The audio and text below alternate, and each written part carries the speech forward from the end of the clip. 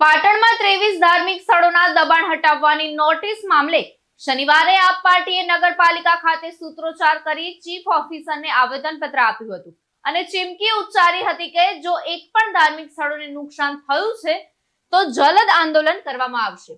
આ બાબતે મળતી હકીકત મુજબ પાટણ નગરપાલિકાએ શહેરના 23 ધાર્મિક સ્થળોના દબાણ દૂર કરવાની નોટિસ આપી છે। તો આ મુદ્દે આમ આદમી પાર્ટીએ નગરપાલિકાના ચીફ ઓફિસરને આવેદનપત્ર સુપરત કર્યું હતું।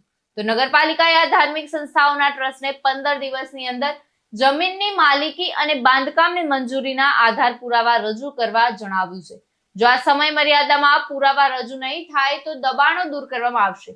આમ આદમી પાર્ટી આવેદનપત્રમાં જણાવ્યું હતું કે પાટણ એક ઐતિહાસિક અને ધાર્મિક નગરી છે।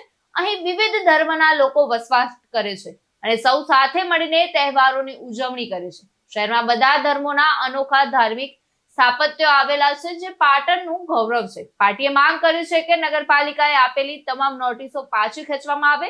કોઈ પણ ધાર્મિક સ્થળને નુકસાન ન પહોંચે તો આમ આદમી પાર્ટી દ્વારા જલદ કાર્યક્રમો આપવામાં આવશે। ધર્મેન્દ્રસિંહ દરબાર સાથે ચક્રવાત ન્યૂઝ પાટણ।